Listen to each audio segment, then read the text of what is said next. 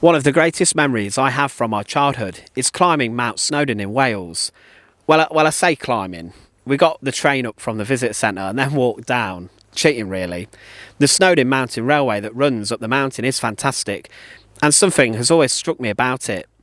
The man who gave the information on the journey up that day said that from the summit of the mountains you can see many kingdoms: Wales, England, Ireland, and the Kingdom of Heaven. It's climbed by thousands of people every year, and one of the funniest memories I have is trying to get up it in a 90-mile-an-hour wind and the lashing down rain. It's fair to say we didn't really get very far. But Snowdon isn't the highest mountain in Wales anymore. Yr Wydffa is. The mountain stands at 3,560 feet above sea level, and it was allegedly first climbed and documented in the year 1639 by a botanist named Thomas Johnson, who discovered new plants.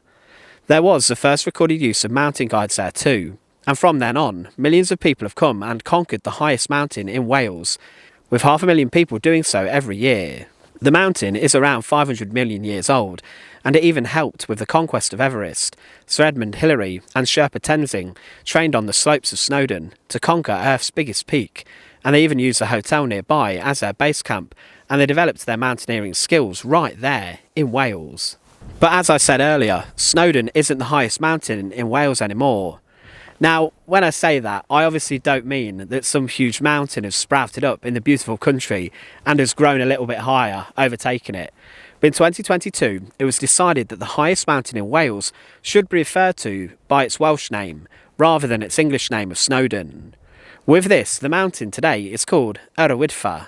I hope my pronunciation is right, or relatively decent there, and it's not offended too many people. The whole of Snowdonia National Park was also renamed, and it's known as Yr.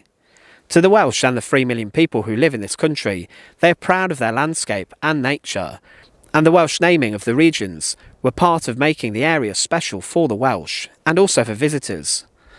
The head of the park's cultural heritage said that, by referring to our most renowned landmarks by their Welsh names, we give people from all over the world the opportunity to engage with the Welsh language and its rich culture.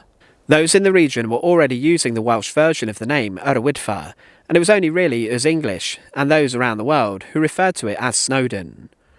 In the Middle Ages, the English came and conquered these lands during the reign of King Edward I, and there's many things around the world that the English are famous for ruining, but the national identity of the Welsh is an important thriving part of the culture.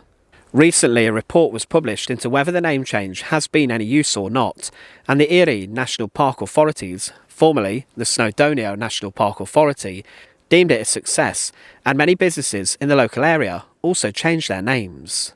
The decision to use the Welsh name for Mount Snowdon gave the mountain a stronger link to Welsh culture and identity. I hope in this video I've not offended people with my pronunciations. I am trying my best. It's out of respect really for the Welsh culture that we need to try and refer to the mountain as Yr Wydffa. There are some locals who live in Wales who do think it should be referred to as Snowdon, referring to the name of the mountain as just a storm in a teacup. If you look on an Ordnance Survey map today, you'll see the Welsh name written there. But yeah, today Mount Snowdon is no more. That mountain peak is Yr Wydffa. Good luck to them.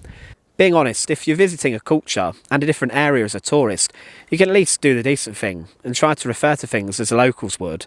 Saying that, I come from a place where a bread roll is known as a cob, and to 90% of the English population, that's somehow offensive.